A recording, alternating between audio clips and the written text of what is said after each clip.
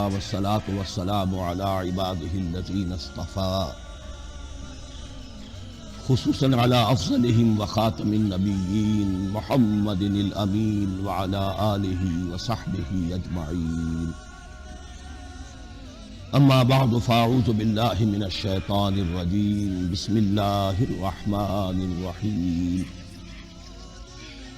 الحمد لله رب العالمين الرحمن الرحيم مالك يوم الدين إياك نعبد وإياك نستعين اهدنا الصراط المستقيم صراط الذين أنعمت عليهم غير المغضوب عليهم ولا الضالين آمين. رب اشرح لي صدري ويسر لي أمري واحلل عقدة من لساني يفقهوا قولي. اللهم ربنا ألهمنا رشدنا وأعذنا من شرور أنفسنا. اللهم أرنا الحق حقا وارزقنا اتباعه وأرنا الباطل باطلا وارزقنا اجتنابه.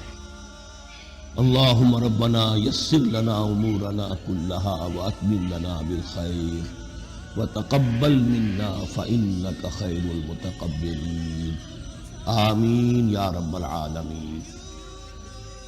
ابھی میں نے سورہ فاتحہ کی تلاوت کی اور آپ نے سماعت فرمائی. یہ سورہ مبارکہ مصحف کے اعتبار سے تو پہلی صورت ہے ہی، سب کو معلوم ہے، لیکن یہ بھی نوٹ کر لیجئے کہ یہ نزول کے اعتبار سے بھی سب سے پہلی مکمل صورت جو حضور پر نازل ہوئی وہ یہی ہے. اس سے قبل متفرق آیات نازل ہوئی. 5 آیتیں سورہ علق کے آغاز میں، کچھ آیتیں سورہ قلم یا سورہ نور کے آغاز میں، کچھ آیتیں سورہ مزمل کی ابتدا کی، کچھ آیتیں سورہ مدثر کے آغاز کی. 5ویں وحی تقریباً اس پر اجماع ہے کہ یہ سورۃ الفاتحہ کی ہے اور یہ مکمل سورت ہے جو حضور پر نازل ہوئی. سورۃ الفاتحہ کے معنی ہوئے افتتاحی سورت. فتح یفتح کے معنی ہے کھولنا. مفتاح کنجی کو کہتے ہیں، چابی کو. تو یہ اوپننگ سورہ آف دی قرآن، قرآن حکیم کی افتتاحی صورت. ویسے جیسا کہ میں تعارف قرآن کے ضمن میں عرض کر چکا ہوں، عربوں کا یہ مزاج تھا کہ جس چیز سے انہیں خصوصی محبت ہوتی تھی اس کے بہت سے نام رکھتے تھے. اس کے بھی بہت سے نام ہیں. سورۃ الفاتحہ سب سے عام ہے، لیکن الکافیہ، الشافیہ، ام القرآن، اساس القرآن، کم سے کم یہ 4 نام تو میں سمجھتا ہوں کہ ہر مسلمان کو مزید معلوم ہونے چاہیے. اور بھی بہت سے نام ہیں. اس سورہ مبارکہ کی بالاتفاق و بالاجماع 7 آیتیں ہیں، اگرچہ ان کی ترتیب میں کچھ اختلاف ہے. ایک رائے یہ ہے، اور یہ رائے امام شافعی کی بھی ہے اور بصرہ کے جو قراء تھے ان کی بھی ہے، کہ آیت بسم اللہ بھی سورہ فاتحہ میں شامل ہے، اس کا جز ہے. وہ اس کو شامل کر کے پھر 7 آیتیں بناتے ہیں. تو آخری جنہیں ہم 2 آیتیں سمجھتے ہیں، صراط الذین انعمت علیہم غیر المغضوب علیہم ولا الضالین، وہ ان کے نزدیک ایک آیت ہے. تو گویا کہ نتیجہ یہ نکلا کہ آیتوں کی تعداد 7 ہی رہتی ہے. امام ابو حنیفہ رحمۃ اللہ علیہ کا موقف اور کوفے کے جو قراء تھے ان کا بھی موقف یہ ہے کہ آیت بسم اللہ نہ سورہ فاتحہ کا جز ہے نہ کسی اور سورت کا جز ہے، سوائے ایک مقام پر جہاں حضرت سلیمان علیہ السلام کا خط جو ہے نقل ہوا ہے، جنہوں نے ملکہ سبا کو لکھا تھا انہ من سلیمان و انہ بسم اللہ الرحمن الرحیم. تو قرآن کے متن میں صرف اسی جگہ پر یہ آیت شامل سمجھتے ہیں. باقی یہ صرف علامت کے طور پر کہ یہاں سے ایک نئی صورت شروع ہو رہی ہے درج کی گئی ہے. اس سورہ مبارکہ کو الصلاح قرار دیا گیا ایک حدیث میں. اس کا جو اسلوب ہے وہ دعا کا ہے، اور دعا کے ساتھ اس کی جو مناسبت ہے، اور پھر اسی کی وجہ سے ہماری نماز کا یہ جزو لا ینفک بنا دیا گیا. بلکہ ایک حدیث جو میں آپ کو سناؤں گا اس میں اسی کو نماز قرار دیا گیا. الصلاح یہی ہے. ویسے وہ حدیث مبارک موجود ہے من لم یقرأ بفاتحۃ الکتاب لا صلاۃ لمن لم یقرأ بفاتحۃ الکتاب، جو شخص سورہ فاتحہ کی تلاوت نہیں کرتا اس کی کوئی نماز نہیں۔ اس کے حوالے سے بھی ہمارے ہاں دو مسلک ہیں، ذکر صرف اس لیے کر رہا ہوں کہ آپ کے علم میں ہو، ان میں کوئی بنیادی فرق نہیں ہے۔ کسی بھی ایک رائے کا انسان قائل اور حامل ہو سکتا ہے بغیر اس کے کہ دوسرے کو بالکل غلط قرار دے، بلکہ یہ کہ اس کے لیے بھی گنجائش اپنے ذہن میں اور اپنے دل میں رکھے۔ اور دوسری آیت یہ ہے کہ اس کا حصہ نہیں ہے۔ اسی اعتبار سے یہ کہ یہ سورہ مبارکہ نماز میں پڑھی جانی ضروری ہے، لا صلاۃ لمن لم یقرأ بفاتحۃ الکتاب۔ البتہ یہ اختلاف ہے، یہ بات جو میں ذکر کر رہا تھا جو ذہن سے نکل گئی، کہ آیا مقتدی جو ہے امام کے پیچھے کھڑا ہو کر جب نماز پڑھ رہا ہو تو کیا اس صورت میں بھی اس کے لیے لازم ہے کہ سورہ فاتحہ پڑھے؟ اس میں دو رائے ہو گئی، بلکہ تین۔ ایک رائے انتہائی ہے اور وہ فقہ حنفی کی طرف منسوب ہے کہ اگر آپ امام کے پیچھے مقتدی کی حیثیت سے نماز پڑھ رہے تو کسی بھی رکعت میں آپ سورہ فاتحہ نہیں پڑھیں۔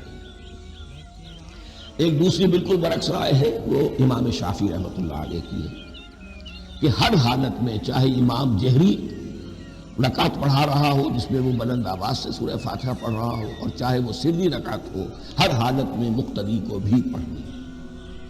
ایک تیسری رائے بین ہے، وہ امام مالک کی ہے رحمۃ اللہ علیہ، کہ جو سری رکعت ہے جس میں کہ امام بھی خاموشی سے پڑھ رہا ہے مقتدیوں کو بھی پڑھنی چاہیے۔ جو جہری رکعت ہے جس میں کہ امام بلند آواز سے پڑھ رہا ہے اس میں مقتدیوں کو خاموش رہ کر پوری توجہ جو ہے سننے پر صرف کر دینی چاہیے۔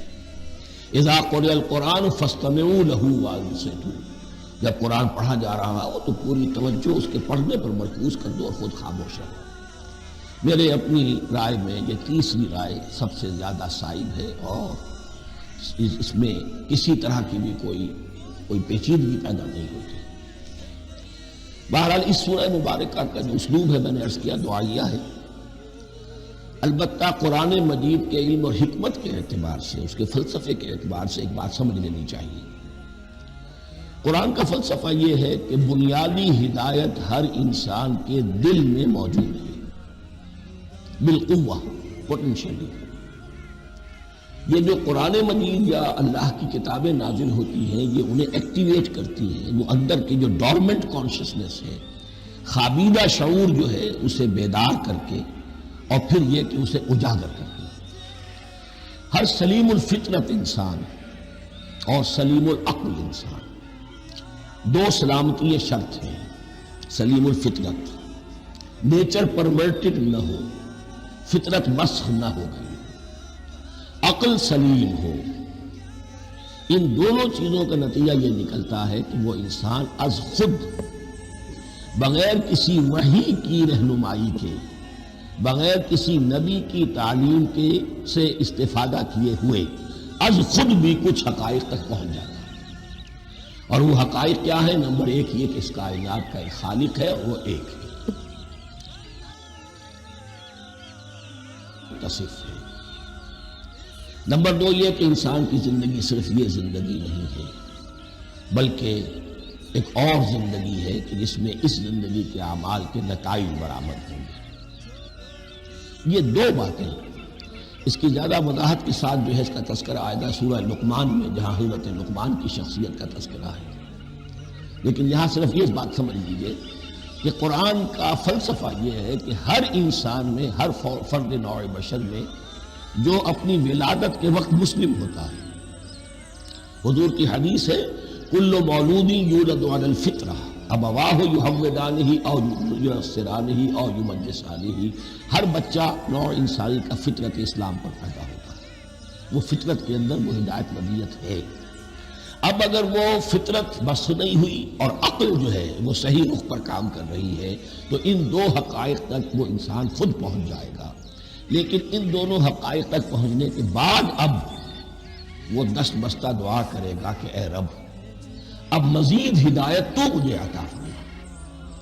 ایک تو یہ کہ میں کیا کروں کیا نہ کروں، میری عقل اس میں ٹھوکر کھا سکتی ہے، میں کسی اچھی چیز کو بری سمجھ سکتا ہوں، کسی بری کو اچھی سمجھ سکتا ہوں، تو مجھے صحیح راستہ، صحیح راہ ہدایت پر چلا۔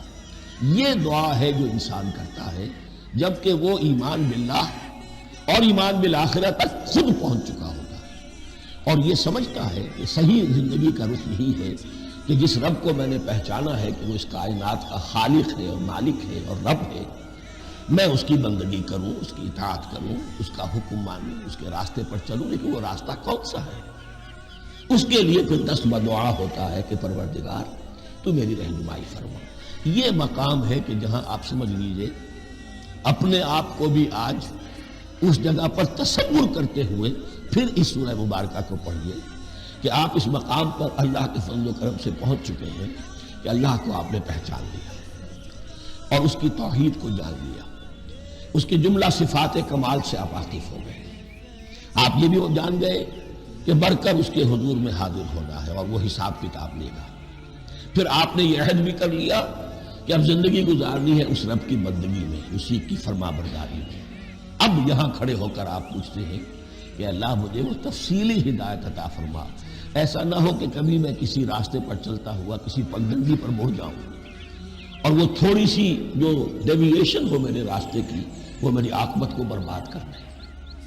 یک لحظہ غافل گشتب و صد سال راہم دور شد، اس لیے کہ ہوتا یہی ہے سیدھے راستے سے ذرا سی کوئی پگڈنڈی جو ہے تھوڑے سے اینگل پر نکلی ہے، لیکن جب چلتے جائیں گے آپ تو جتنے آگے بڑھیں گے اس پر اس راہ صراط مستقیم سے آپ اتنے ہی زیادہ دور ہوتے چلے جائیں۔ یہ ہے قرآن مجید کی حکمت اور فلسفے کے اعتبار سے اس سورہ مبارکہ کا مقام۔ اب آئیے ہم بسم اللہ کرتے ہیں۔ بسم اللہ الرحمن الرحیم، شروع کرتا ہوں میں اللہ کے نام سے جو رحمان اور رحیم۔ اس پر کچھ گفتگو ہو چکی ہے تعارف قرآن کے ضمن میں کہ رحمان اور رحیم دو نام ہیں کہ جو رحمت کے مادے سے نکلتے ہیں۔ رحمان میں اللہ تعالیٰ کی رحمت کا جوش، ہیجانی کیفیت، طوفانی کیفیت، اور رحیم میں اللہ تعالیٰ کی رحمت کا دوام اور تسلسل۔ یہ دونوں کیفیات اللہ کی رحمت میں بیک وقت موجود ہیں، جس کا ہم تصور نہیں کر سکتے۔ ہم سمندر کو دیکھتے ہیں، متلاطم سمندر ہے، اس میں ہیجان ہے، طوفان ہے۔ دریا کو دیکھتے ہیں کہ وہ سکون کے ساتھ چل رہا ہے، خاموشی سے چل رہا ہے، بہہ رہا ہے، بس تسلسل کے ساتھ بہہ رہا ہے۔ ہم ان دونوں کیفیات کو علیحدہ علیحدہ دیکھتے ہیں تو ہمارا ذہن ان دونوں کو بیک وقت اس کا تصور نہیں کر سکتا، تخیل ممکن ہے۔ لیکن اللہ کی رحمت کی یہ دونوں شانیں مستقلاً ہر وقت موجود ہیں بیک وقت، اسی لیے ان دونوں کے درمیان کہیں حرف عطف نہیں آئے گا۔ بسم اللہ الرحمن الرحیم، الحمدللہ رب العالمین۔ کل حمد، اور حمد کو ذہن میں رکھ لیجئے، حمد مساوی ہے تعریف جمع شکر۔ عام طور پر ترجموں میں ایک لفظ لایا جاتا ہے، کل تعریف اللہ کے لیے، یہ کافی نہیں ہے۔ تعریف آپ کسی شے کی کر سکتے ہیں جس میں کوئی حسن ہے، خوبی ہے، کسی بھی اعتبار سے، خواہ آپ کو اس کے حسن و خوبی سے کوئی فائدہ حاصل نہیں ہو رہا۔ ایک پھول ہے، بہت خوبصورت ہے، بس ٹھیک ہے، خوبصورت ہے، آپ نے کہا تعریف کر دی۔ شکر کرتے ہیں آپ اس شے کا جس سے آپ کو کوئی فائدہ پہنچا ہو، استفادہ ہوا ہو، آپ کی کوئی ضرورت پوری ہوئی ہو، آپ کی کوئی مشکل رفع ہوئی ہو۔ اور آپ دیکھیں گے کہ حمد میں یہ شکر کا پہلو غالب ہے۔ جتنی بھی دعائیں ہیں حضور سے منقول، شکر کے مقام پر وہاں حمد آتا ہے۔ بھوک لگی ہوئی تھی، کھانا کھایا، الحمدللہ الذی اطعمنی وسقانی۔ اب یہاں دیکھیے ترجمہ، تعریف نہیں، شکر ہے اس اللہ کا جس نے مجھے کھلایا اور پلایا۔ آپ بیت الخلاء سے باہر آئے، نجاستیں آپ سے دور ہو گئی، طبیعت میں انشراح ہوا، الحمدللہ الذی اذھب عنی الاذی وعافانی۔ اور شکر ہے اس اللہ کا جس نے اذیت بخش چیزیں مجھ سے دور کر دی اور مجھے عافیت بخشی۔ تو یہ الحمدللہ رب العالمین، اللہ تعالیٰ کا حسن و کمال اور حسن و جمال اپنی جگہ بھی اسی انتہا کا ہے کہ جتنی تعریف اس کا حق ہے ہم کر ہی نہیں سکتے، لیکن اس کے احسانات اور انعامات ہم پر اتنے ہیں کہ ہم ان کو بھی گن نہیں سکتے۔ لہذا ایک ہی احصاء ہم نے کر دیا الف لام کے ساتھ، الحمدللہ رب العالمین۔ تمام تعریفیں اور کل شکر اللہ کے لیے ہیں کہ جو تمام جہانوں کا پروردگار ہے، رب ہے، مالک ہے۔ رب میں ایک مفہوم ہوتا ہے ربوبیت کا، اور اس میں مفہوم شامل ہوتا ہے تربیت کا، ربیانی صغیرہ۔ تو مالک ہونا اور تربیت دینا. آپ جس شے کے مالک ہوں گے آپ چاہیں گے اس میں بڑھوتری ہو، اس میں اضافہ ہو، وہ نشو و نما پائے. یہ دونوں چیزیں آپس میں ایک دوسرے کا جڑی ہوئی ہیں، پروردگار بھی اور مالک بھی. عام طور پر عربی میں رب کا لفظ مالک کے لیے آتا ہے، رب البیت، رب الدار، رب المال. تو مالک وہاں پر ظاہر بات ہے کہ اس سے مراد کیا ہے؟ مال والا، گھر والا، گھر کا مالک. تو کل شکر اور کل تعریف اس اللہ کے لیے ہے جو تمام جہانوں کا مالک بھی ہے اور پروردگار بھی ہے. الرحمن الرحیم، رحمان ہے اور رحیم ہے. اب دوبارہ اس کی میں وضاحت نہیں کروں گا. مالک یوم الدین، یوم دین کا مختار مطلق ہے. دین عربی زبان میں کہتے ہیں بدلے کو. دناہم کما دانو، کما تدینو تو دانو، یہ کہاوت ہے. جیسے اردو میں ہم کہتے ہیں جیسا کرو گے ویسا بھرو گے. کما تدینو تو دانو، تو یہ ہے بدلہ. اس کا بنیادی مفہوم جو ہے وہ بدلہ ہے. تو بدلے کا ایک دن ہے جس دن فیصلہ ہوگا کہ کون کیا کما کر لایا ہے، اسے کیا بدلہ ملنا چاہیے. آیا اس کا برائیوں کا پلڑا بھاری ہے کہ اسے سزا ملنی چاہیے، یا اس کی حسنات اور نیکیوں کا پلڑا بھاری ہے کہ اسے جزا ملنی چاہیے، اس کا انعام اور اکرام کے ساتھ معاملہ کیا جانا چاہیے. وہ ایک دن ہے، اسے ہم یوم القیامہ کہتے ہیں. اور لیکن اصل بات جو یہاں کہی گئی، یعنی ایک جملے میں 3 باتوں کا اعتراف ہو رہا ہے. بعث بعد الموت، ایک دن آئے گا کہ ہم مرنے کے بعد تمام انسان اٹھا لیے جائیں گے. پھر حساب و کتاب، پھر اللہ کے ہاں حاضری ہوگی اور حساب کتاب ہوگا. اور تیسرا یہ کہ اس حساب کتاب کے دن کا مختار مطلق اللہ، یعنی کسی اور کو اپنے ذہن میں سہارا بنا کر آپ زندگی گزاریں کہ وہ مجھے چھڑا لے گا، یا وہ ہستی جو ہے اتنی زوردار ہے کہ وہ مجھے بچا لے گی. اس سے اپنے دل کو، اپنے ذہن کو بالکل پاک کر لیجئے. مالک یوم الدین ایک دوسری جگہ پر قرآن میں آیا ہے. اس روز کوئی پکارنے والا پکارے گا لمن الملک اليوم للہ الواحد القہار، آج کے دن کس کا اختیار مطلق ہے؟ اور پھر کہا جائے گا اللہ کے لیے الواحد قہار، جو پوری طرح چھایا ہوا بس تولی ہے. تو مالک یوم الدین، جو جزا و سزا کے دن کا مالک ہے. اب یہاں سے کلام ایک رخ بدل رہا ہے. ابھی تک تو یہ غائبانہ انداز میں کلام ہو رہا ہے، اللہ سے خطاب نہیں آیا اس میں ابھی. الحمدللہ رب العالمین الرحمن الرحیم مالک یوم الدین. اب خطاب ہے ایاک نعبد و ایاک نستعین، ہم صرف تیری ہی بندگی کرتے ہیں اور کریں گے، اور ہم صرف تجھ ہی سے مدد مانگتے ہیں اور مانگیں گے. یہ ترجمہ میں کیوں کر رہا ہوں کہ یہ فعل مضارع ہے. عربی زبان میں فعل مضارع حال اور مستقبل دونوں کو کور کرتا ہے.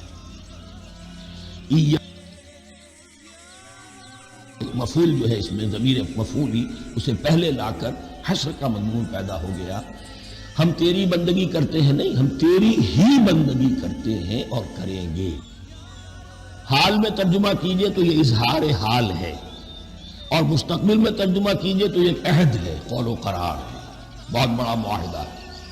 وَإِيَّاكَ نَسْتَعِينُ، اور صرف تجھ ہی سے مدد مانگتے ہیں اور مانگیں گے. اس میں بھی حال کا ترجمہ اظہار حال.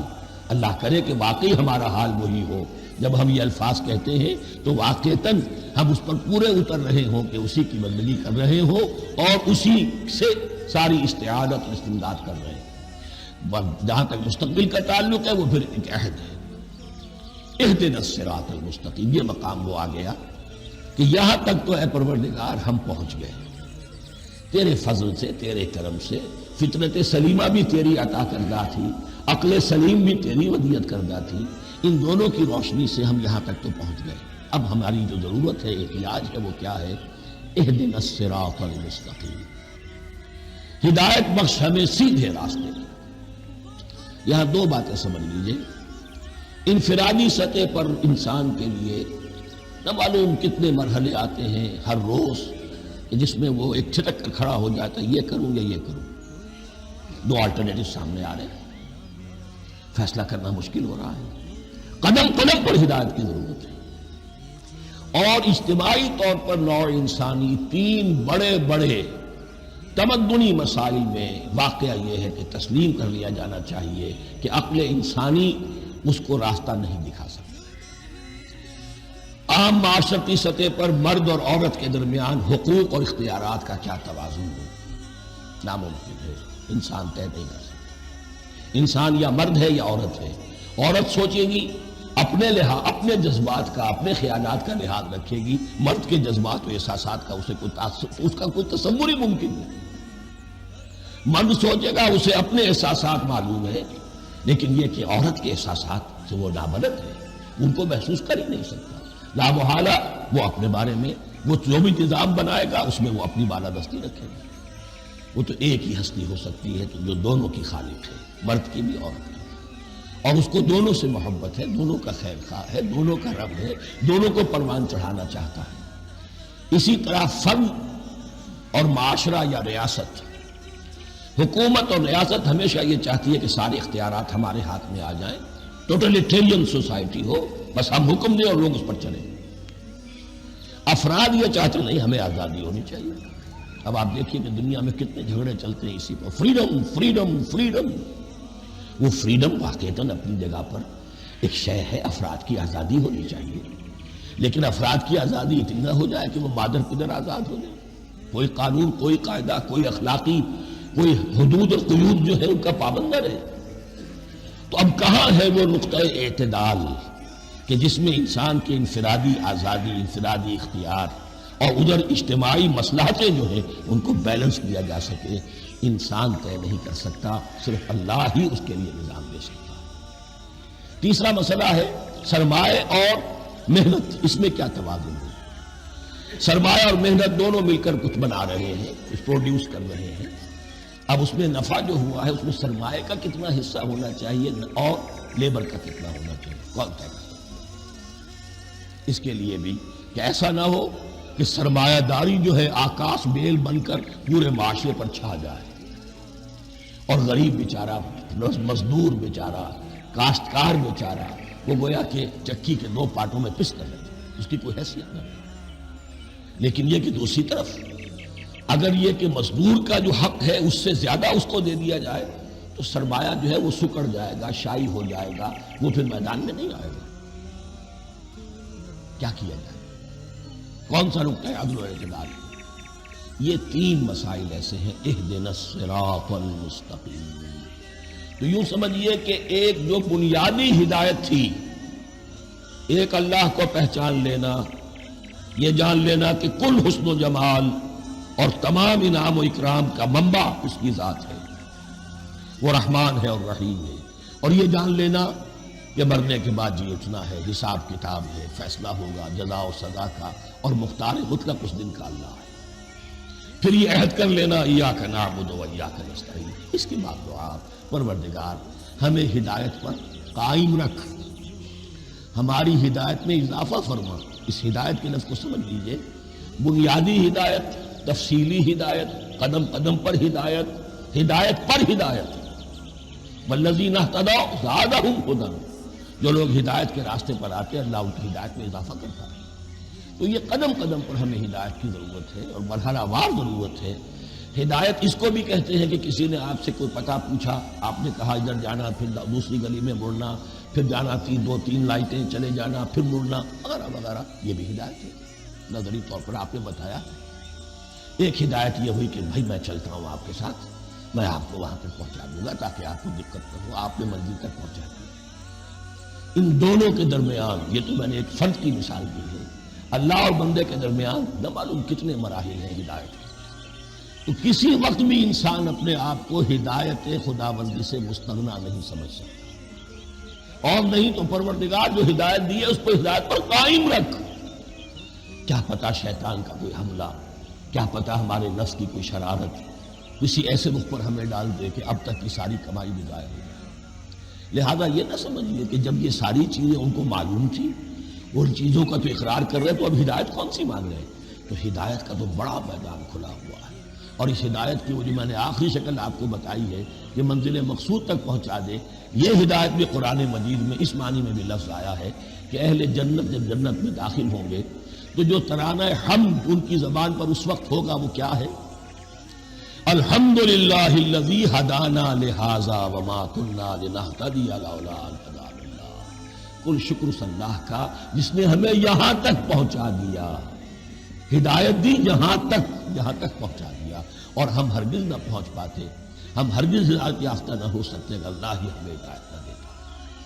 اہدنا الصراط المستقیم، سیدھا راستہ، صراط الذین انعمت علیہم، اب اس کی مزید وضاحت ہے، راستہ اس کا ان لوگوں کا جن پر تیرا انعام ہوا۔ یہ کون لوگ ہیں؟ اس کی وضاحت آپ کو ملے گی سورہ نساء میں، من یطع اللہ والرسول فاولئک مع الذین انعم اللہ علیہم من النبیین والصدیقین والشہداء والصالحین۔ چار طبقات ہیں منعم علیہم جن پر اللہ کا انعام ہوا ہے۔ چوٹی پر انبیاء کرام، اس کے بعد صدیقین کرام، اس کے بعد شہداء عظام، اس کے بعد عام صالح مسلمان، صالح۔ یہ بیس لائن ہے، اس سے اوپر کا درجہ شہداء کا ہے، اس سے اوپر کا درجہ صدیقین کا ہے، اور پھر اس سے اوپر کا درجہ انبیاء کا ہے۔ انبیاء میں سے پھر وہ بھی ہوتے ہیں کہ جو اولو العزم میں من الرسل ہیں، لیکن یہ چار طبقات ہیں، ان کے راستے پر ہمیں چلا۔ غیر المغضوب علیہم ولا الضالین، جو مغضوب علیہم نہیں ہوئے، جن پر تیرا غضب نہیں ہوا، اور غضب ہوتا ہے ان پر کہ جو ہدایت کے واضح ہونے کے بعد ہدایت کو ترک کرتا، وہ ہے مغضوب علیہ۔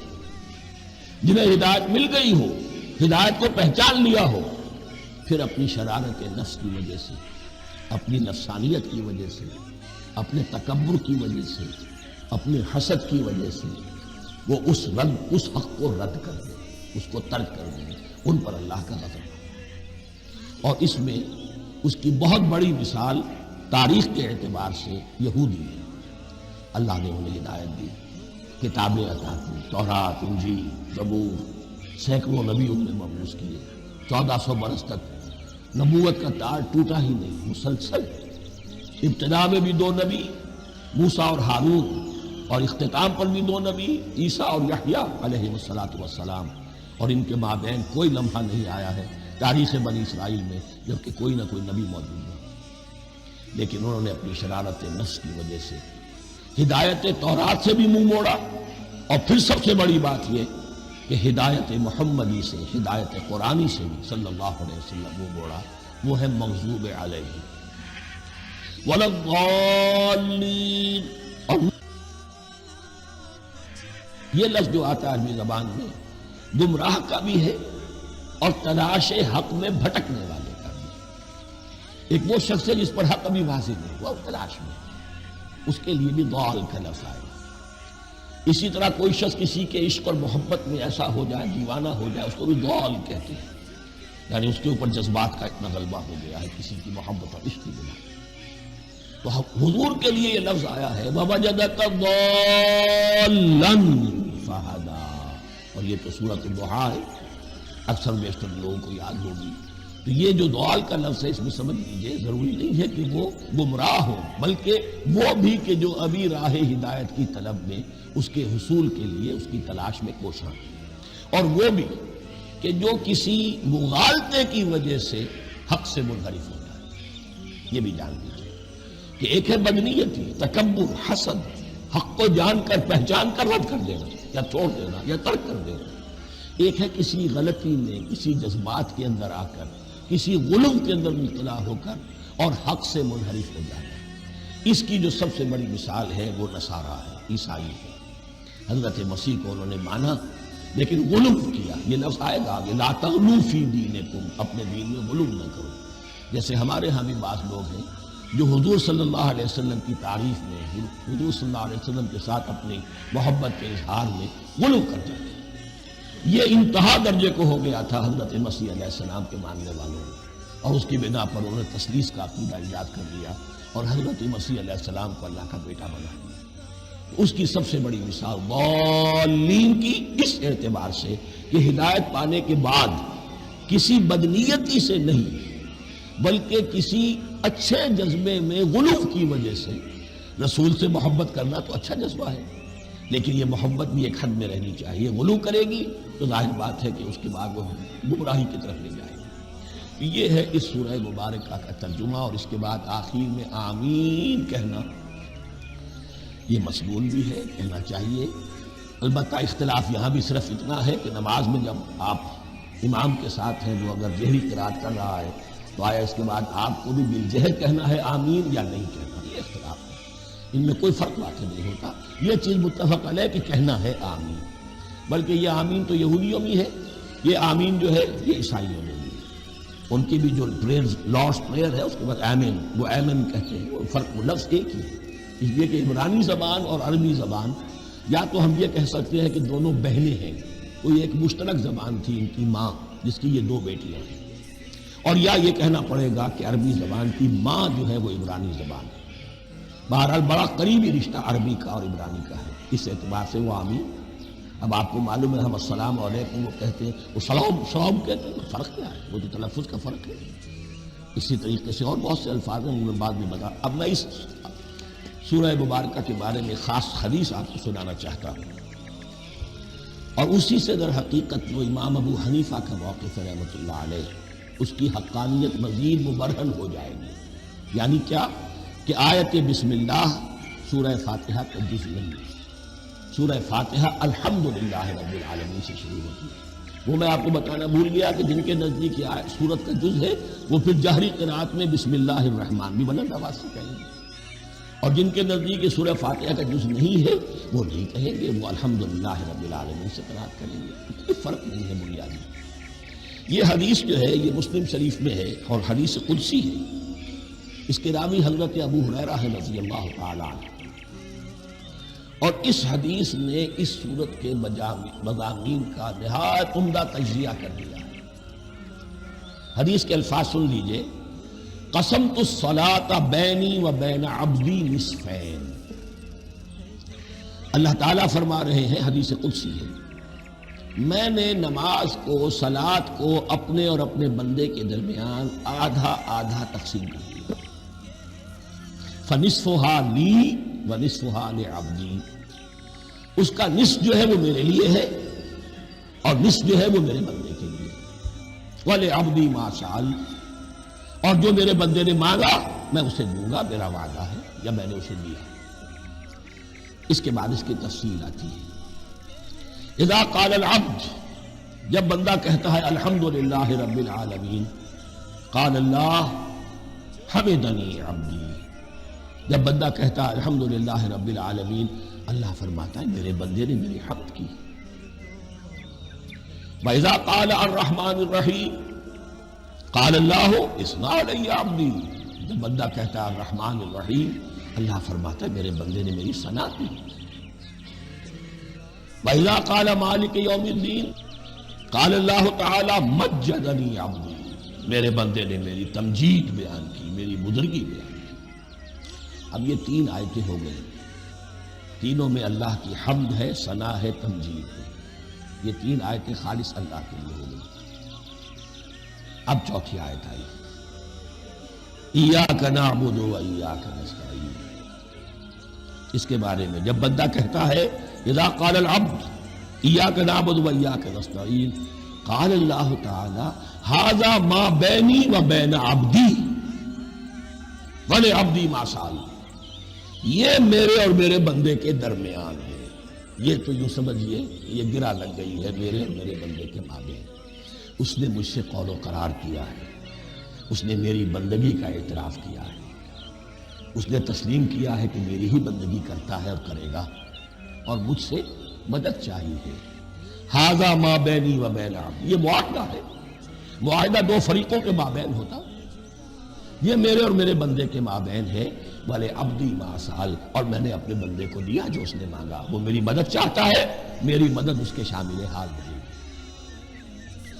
فَإِذَا قَالَ، اور جب بندہ کہتا ہے اهْدِنَا الصِّرَاطَ الْمُسْتَقِيمَ صِرَاطَ الَّذِينَ أَنْعَمْتَ عَلَيْهِمْ غَيْرِ الْمَغْضُوبِ عَلَيْهِمْ وَلَا الضَّالِّينَ، قَالَ اللَّهُ تَعَالَى هَذَا لِعَبْدِي وَلِعَبْدِي مَا سَأَلَ، یہ تین آیتیں یہ میرے بندے کے لیے، اهْدِنَا الصِّرَاطَ الْمُسْتَقِيمَ، اسی صراط مستقیم کی وضاحت ہے مثبت، صراط الذین انعمت علیہم، اسی صراط مستقیم کی وضاحت ہے منفی انداز میں، غیر المغضوب علیہم ولا الضالین، یہ سب میرے بندے کے لیے ہے اور میں نے اپنے بندے کو دیا جو اس نے مانگا۔ اس کو میں نے ایک مرتبہ یہ ترازو کی شکل میں اس کو لکھوایا تھا۔ دیکھیے یہ ایاک نعبد و ایاک نستعین، یہ ہے وہ ترازی کی وہ ڈنڈی۔ واو جو ہے ایاک نعبد و ایاک نستعین، واو جو ہے گویا کہ وہ مٹھ ہے جس سے کہ ترازو کو پکڑا جاتا ہے۔ ادھر ایک پلڑا ہے جس کی 3 آیتیں ہیں، الحمدللہ رب العالمین الرحمن الرحیم مالک یوم الدین۔ اس کا نتیجہ کیا نکلا؟ ایاک نعبد۔ آپ نے شاید یہ سنا بھی ہو، ایک بہت ہی عمدہ قرات کا جو ریکارڈ ہے قاری عبدالباسط عبدالصمد کا، وہ یہیں سے چل کر سورہ فاتحہ کی قرات کر کے ایاک نعبد پر آ کر رکتا ہے۔ الحمدللہ رب العالمین الرحمن الرحیم مالک یوم الدین ایاک نعبد۔ گویا کہ یہاں یہ صورت بالکل ہاف ہو گئی ہے۔ 3 آیتوں میں اللہ کی حمد ہے، ثنا ہے، تمجید ہے، جس کا نتیجہ ہم تیری ہی بندگی کرتے ہیں، تیری ہی اطاعت کریں گے۔ لیکن اب اس کے بعد سوال ایاک نستعین، اسی کی جو استعانت کیا درکار ہے ہمیں؟ ہدایت۔ ہدایت سب سے بڑی استعانت ہے، ہدایت ہی تو سب سے بڑی مدد ہے۔ اہدنا الصراط المستقیم صراط الذین انعمت علیہم غیر المغضوب علیہم ولا الضالین۔ یہ ایاک نستعین کے حکم کے ساتھ یہ 3 آیتیں آ گئیں، اہدنا الصراط المستقیم صراط الذین انعمت علیہم غیر المغضوب علیہم ولا الضالین۔ قسمت الصلاۃ بینی و بین عبدی نصفین فنصفها لی ونصفها لعبدی ولعبدی ما سأل۔ اللہ تعالیٰ اس سورہ فاتحہ کا جو اصل مفہوم ہے وہ بھی ہمارے ذہنوں پر، ہمارے شعور کی سطح پر اسے اجاگر کیے رکھے، ہمیں توفیق دے کہ جب بھی پڑھیں، جب بھی سنیں تو وہ کیفیت اگر ہو جائے۔ اس لیے کہ ایک حدیث ہے کہ الصلاۃ معراج المومنین، نماز تو اہل ایمان کے حق میں معراج کے درجے میں۔ اس حوالے سے ہم یہ سمجھ سکتے ہیں کہ کوئی وقت ایسا آ سکتا ہے کہ انسان کو واقعتاً، روح انسانی واقعتاً اللہ کے یہ جواب سنے، انہونی بات نہیں۔ اٹھتا ہے حجاب آخر، کرتے ہیں خطاب آخر، یہ تو ہوتا ہے۔ مخاطبہ الہی، یہ تو میں نے عرض کیا کہ ثابت ہے، مخاطبہ، محادث اور تحدیث اللہ بندوں سے کلام کرتا ہے۔ اب آئیے بسم اللہ الرحمن الرحیم، اب یہ سورہ بقرہ شروع ہو رہی ہے۔ سورۃ البقرہ جو 286 آیات پر مشتمل ہے، تقریباً 2.5 پاروں پر پھیلی ہوئی۔ ہر شخص جانتا ہے کہ قرآن حکیم کی حجم کے اعتبار سے سب سے بڑی صورت ہے، لیکن یہ معاملہ صرف حجم کا نہیں ہے۔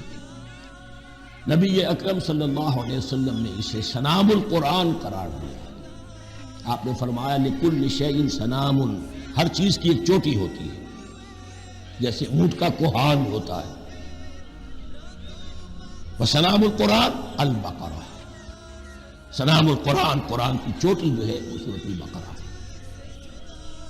یہ نوٹ کر لیجئے جو میں نے کل آپ کو جو مختلف مکی اور مدنی صورتوں کے گروپوں کے بارے میں بتایا تھا کہ یہاں سے اب پہلی منزل بھی شروع ہو رہی ہے اور پہلا گروپ بھی شروع ہو رہا ہے، اور اس کے ساتھ جو اگلی صورت آئے گی وہ اس کا جوڑا ہے، سورہ آل عمران، جس کی سب سے نمایاں علامت یہ نوٹ کیجئے، یہ بھی الف لام میم سے شروع ہوئی، اگلی بھی الف لام میم سے شروع ہوئی۔ اس کے بعد 2 صورتیں مدنی اور ہیں، لیکن ان دونوں میں نہ حروف مقطعات ہے، نہ کوئی اور تمہیدی کلام ہے، براہ راست خطاب سورہ نساء میں یا ایھا الناس اور سورہ مائدہ میں یا ایھا الذین آمنوا، کوئی تمہیدی بات نہیں، کوئی حروف مقطعات نہیں، براہ راست خطاب۔ وہ ایک جوڑا ہے سورہ نساء اور سورہ مائدہ، اور یہ ایک جوڑا ہے سورہ بقرہ اور سورہ آل عمران۔ سورہ بقرہ اور سورہ آل عمران کو نبی اکرم صلی اللہ علیہ وسلم نے الزہراوین بھی قرار دیا ہے۔ زہرا کہتے ہیں بڑی روشن چیز کو، یہ حضرت فاطمہ رضی اللہ تعالی عنہ کے نام کے ساتھ آتا ہے، فاطمہ الزہراء، تو زہرا بہت روشن، دمکتی ہوئی شے۔ الزہراوین، یہ 2 نہایت دمکتی ہوئی صورتیں ہیں جو قیامت کے دن دو بدلیوں کی شکل میں ظاہر ہوں گی، حضور نے فرمایا، اور جو لوگ ان صورتوں سے محبت کرتے تھے ان پر سایہ کریں۔ اللہم ربنا اجعلنا منہم، ہمیں اللہ تعالیٰ ان میں شامل فرما دے۔ اس سورہ مبارکہ کو دو حصوں میں تقسیم سمجھیے۔ ویسے تو یہ کہ رکوع آئیں گے، پارے بھی بدلیں گے اس میں، لیکن حصے دو ہیں۔ پہلے حصے میں اصل روح سخن سابقہ امت مسلمہ سے ہے، یہود سے، بنی اسرائیل سے۔ دوسرے حصے میں اصل خطاب موجودہ امت مسلمہ سے ہے، امت محمد سے صلی اللہ علیہ وسلم۔ پہلے حصے میں 18 رکوع ہیں لیکن آیات 152 ہیں۔ دوسرے حصے میں 22 رکوع ہیں لیکن آیات 134 ہیں۔ گویا کہ اس سے آپ کو توازن نظر آئے گا کہ اگرچہ ادھر رکوع کی تعداد کم ہے 18 لیکن آیات کی تعداد زیادہ ہے، 152 ہے۔ دوسرے حصے میں رکوعوں کی تعداد زیادہ ہے 22 لیکن آیات کی تعداد 134۔ اسی لیے اس کا ایک نام میں نے تجویز کیا ہے، وہ اس لیے تاکہ کچھ حقائق آپ کے ذہنوں میں ان ناموں کے حوالے سے بھی انشاءاللہ محفوظ ہو جائیں گے۔ سورۃ الامتین، دو امتوں کی صورت، اس لیے کہ تقریباً نصف اس کی ساری بحث جو ہے، مرکزی بحث، وہ سابقہ امت مسلمہ بنی اسرائیل، اور دوسرا نصف اس میں سارا خطاب وہ ہے موجودہ امت مسلمہ یعنی امت محمد صلی اللہ علیہ وسلم۔ اس کا جو پہلے 18 رکوع ہیں یا پہلا حصہ ہے، اس کے اندر ڈویژن فردر ہوگی ورٹیکل، عمودی۔ پہلے 4 رکوع، پھر 10 رکوع، پھر 4 رکوع۔ لیکن جو 22 رکوع ہیں دوسرے حصے کے، دوسرے نصف کے، اس میں ڈویژن جو ہے جو ہاریزونٹل ہے، وہ افقی تقسیم ہے، عمودی نہیں، افقی۔ وہ میں بعد میں بیان کروں گا جب ہم وہاں پہنچ جائیں گے۔ ان کو پہلے سمجھ لیجئے کہ اس پہلے حصے کی جو تقسیم میں نے کی ہے، پہلے 4 رکوع، پھر 10 رکوع اور پھر 4 رکوع۔ پہلے 4 رکوع یوں سمجھیے کہ پورے قرآن مجید کے لیے اس کی حکمت اور فلسفے کا جو حصہ مکی قرآن میں بیان ہو چکا تھا اس کا خلاصہ ہے۔ جب یہ سورت نازل ہو رہی ہے تو یہ تو مدینہ میں حضور تشریف لا چکے ہیں، 12-13 سال جو ہے گزر چکے ہیں، اور ان 12-13 سالوں کے دوران 2/3 قرآن نازل ہو چکا ہے۔ اس میں جو بھی حکمت، فلسفہ اور بنیادی دعوت، یہ جو چیزیں مکی قرآن میں بیان ہوئی، ان کا خلاصہ نچوڑ نکال کر یہاں 4 رکوعوں میں رکھ دیا۔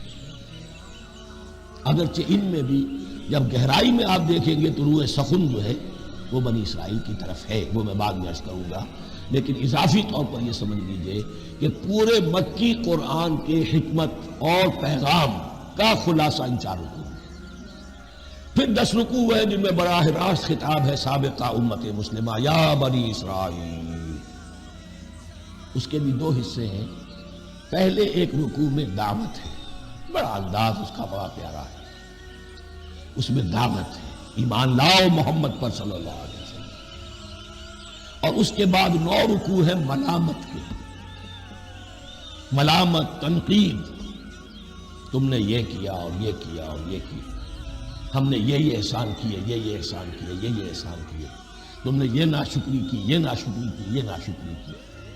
اور اس سب کا نتیجہ آخری 4 رکوعوں میں ہے کہ اب تمہیں اس منصب سے معزول کیا جا رہا ہے جس پر تم 2000 برس تک فائز رہے، اور تمہیں ہٹا کر اب ایک نئی امت محمد کی شکل میں جو وجود میں آ چکی ہے صلی اللہ علیہ وسلم، اسے اس پر فائز کیا جا رہا ہے۔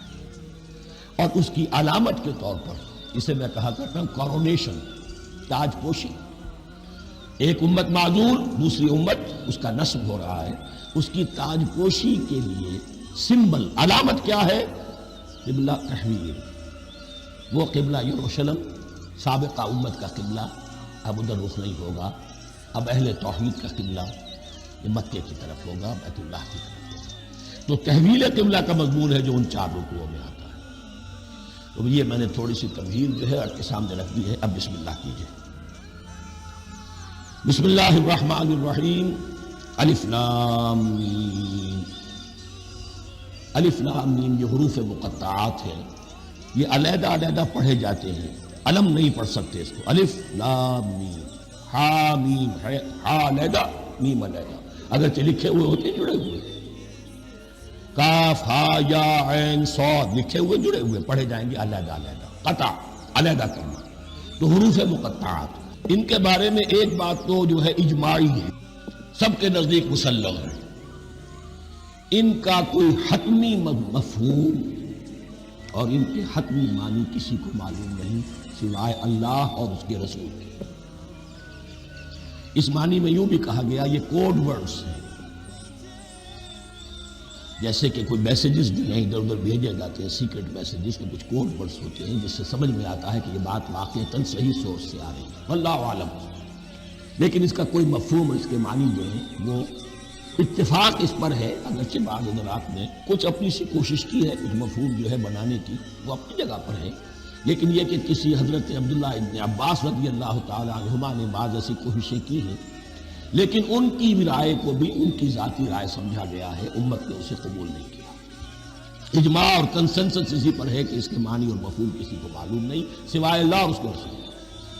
البتہ بعض چیزیں ایسی ہیں کہ وہ اگر نوٹ کر لی جائیں تو شاید آئندہ اس میں کچھ راز کھلنے کے امکانات پیدا ہو جائیں۔ دیکھیے عربی زبان کے جو الفابیٹس ہیں ان کی تعداد 29 ہے یا 28 ہے، میں بتا چکا ہوں۔ الف اور حمزہ کو ایک سمجھے تو 28 ورنہ 29۔ پہلی بات یہ نوٹ کیجئے قرآن حکیم کی 114 صورتوں میں سے 29 صورتوں میں ان کے شروع میں یہ حروف مقطعات آئے ہیں۔